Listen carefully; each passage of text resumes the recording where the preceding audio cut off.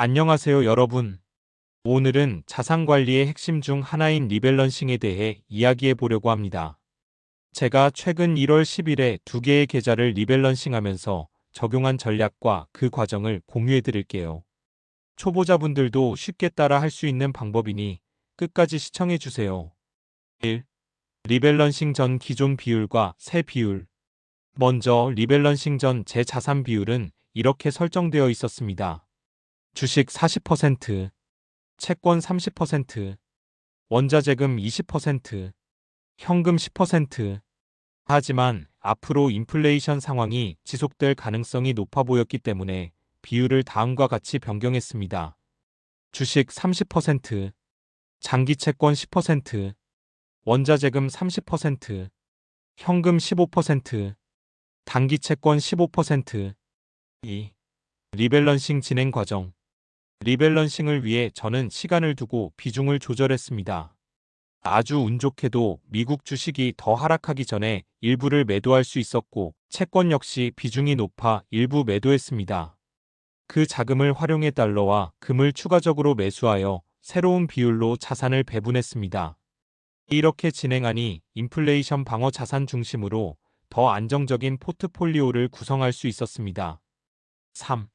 연금 계좌 리밸런싱 계획. 연금 계좌 리밸런싱도 계획 중입니다. IRP, 개인연금 2월 중 리밸런싱 예정. 퇴직연금 DC 3월 중 조정 예정. 제가 선택한 종목은 국고채 10년, 30년이나 해지된 국채는 모두 정리할 계획입니다. 왜냐하면 이 자산들은 주식 시장이 하락할 때 해지 효과가 약하기 때문에 손실률만 높일 가능성이 크기 때문입니다.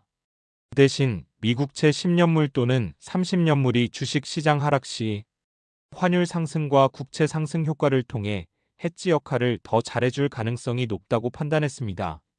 4. 리밸런싱 팁. 초보자도 쉽게 하는 방법. 리밸런싱은 사실 어렵지 않습니다. 다음 단계를 따라 해보세요. 첫째, 비율 설정. 먼저 목표 비율을 설정하세요. 둘째, 매수매도 계산. 간단한 엑셀 파일이나 계산기를 사용해 몇 주를 매수매도해야 하는지 직관적으로 계산합니다. 셋째, 거래 시간 선택. 리밸런싱은 10시 3시 사이에 하는 것이 좋습니다. 장 초반이나 장 끝에는 갑작스러운 가격 변동이 있을 수 있기 때문입니다. 5. 리밸런싱의 중요성과 간편한 방법. 리밸런싱은 자산 배분을 안정적으로 유지하고 시장의 변화에 유연하게 대응할 수 있는 중요한 도구입니다. 저처럼 간단한 엑셀 파일을 활용하면 초보자분들도 쉽게 목표 비율을 맞출 수 있습니다. 여러분도 한번 직접 비율을 설정해보고 매수매도를 진행해보세요. 시간이 지날수록 훨씬 체계적으로 자산을 관리할 수 있게 될 거예요. 여러분은 리밸런싱을 어떤 방식으로 하고 계신가요? 혹은 처음 도전해보실 계획이라면 어떤 점이 어려운지 댓글로 공유해주세요.